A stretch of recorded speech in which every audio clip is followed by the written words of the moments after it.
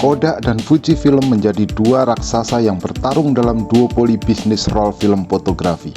Nama besar lain seperti Agfa dan Konica hanya ikut meramaikan persaingan. Badai bisnis film fotografi menyerang ketika dunia serba digital. Lalu, mengapa Kodak terjerembab bangkrut sementara Fujifilm justru semakin meroket? Jawabannya ada di video berikut ini.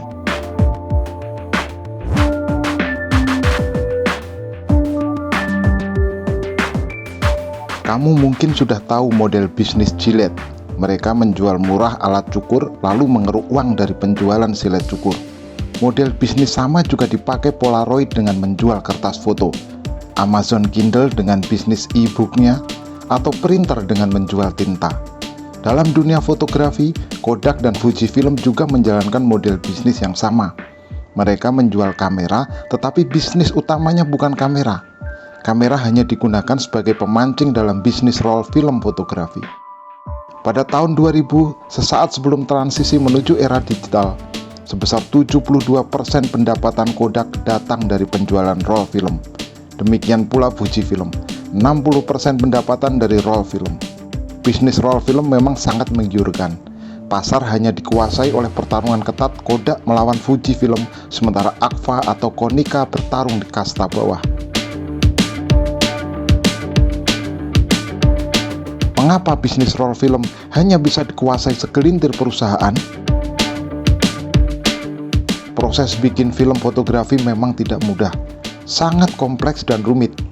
Setiap gulungan film berisi 24 lapisan bahan kimia canggih, photosensitizer, pewarna, dan bahan lain yang disimpan pada ketebalan yang tepat saat bergerak dengan kecepatan 1,5 meter per detik. Gulungan harus diganti dan disambung terus-menerus secara real time. Film kemudian harus dipotong sesuai ukuran dan dikemas. Semuanya dilakukan dalam kondisi gelap. Puncak bisnis roll film terjadi pada 2001, dan seperti sebuah pepatah, roda bergulir, kadang di atas, ada kalanya di bawah. Era digital membuat pasar roll film fotografi perlahan merosot. Mulanya hanya turun sedikit, lalu semakin cepat, hingga kemudian longsor dengan angka penurunan hingga 30% per tahun. Pada 2010, pasar roll film tinggal 1/10 dari kondisi 10 tahun sebelumnya. Sungguh nelangsa. Pada tahun 1990-an, pendapatan Kodak berkisar antara 15 triliun rupiah. Pada tahun 2000, perusahaan menghasilkan keuntungan hanya 1,4 miliar dolar Amerika Serikat atau sekitar 20 triliun rupiah, dan kemudian kembali turun menjadi 800 juta dolar Amerika atau sekitar 11 triliun rupiah pada tahun 2002. Setelah itu, keuangan perusahaan semakin menderita yang berujung pada kebangkrutan pada tahun 2012. Penurunan sangat tajam itu terjadi tepatnya setelah tahun 2006. Dunia digital memang mengubah peta.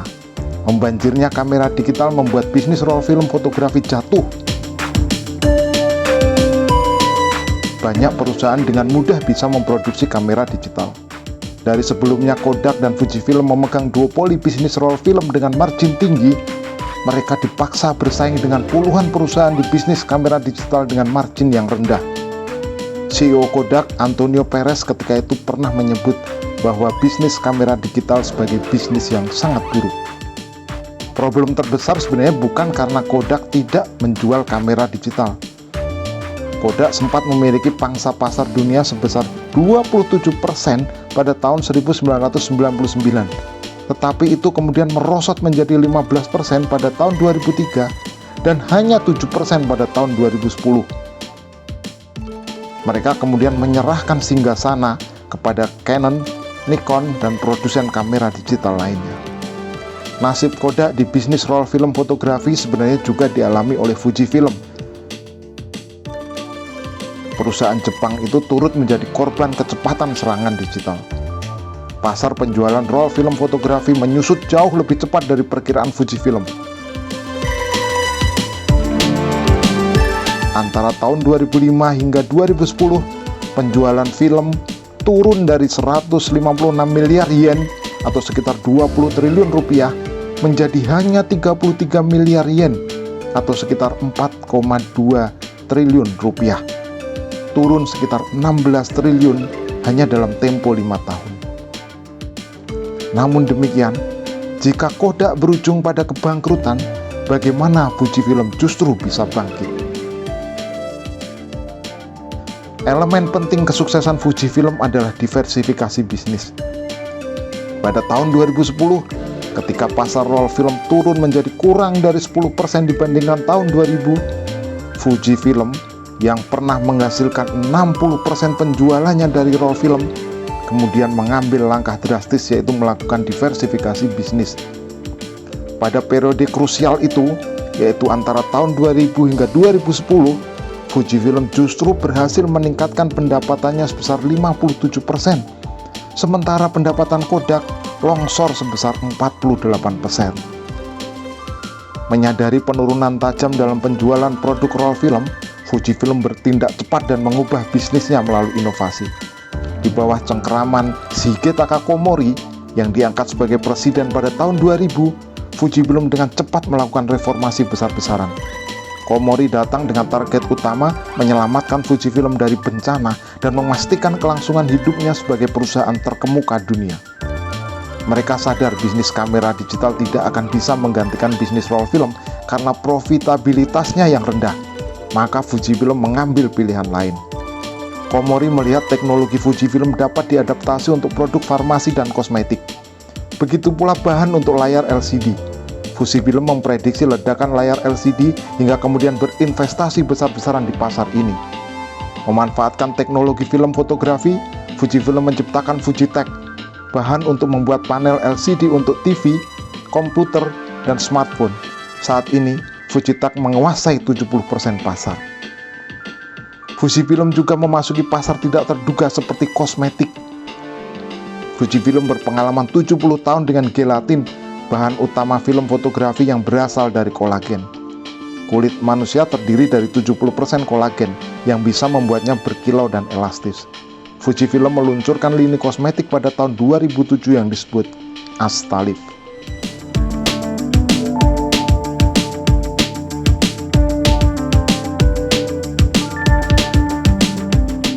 Fujifilm juga melakukan langkah akuisisi.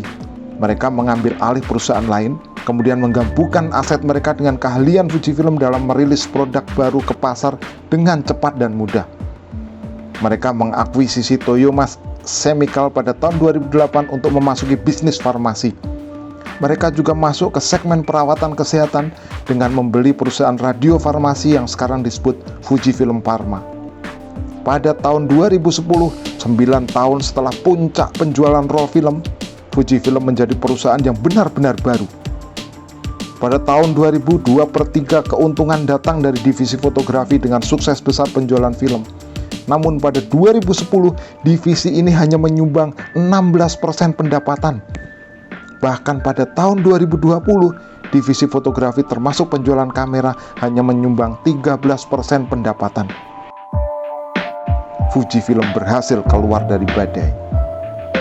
Di balik langkah besar Fujifilm itu, poinnya terletak pada tekad untuk berubah, berani berubah, sesuatu yang tidak dimiliki oleh Kodak.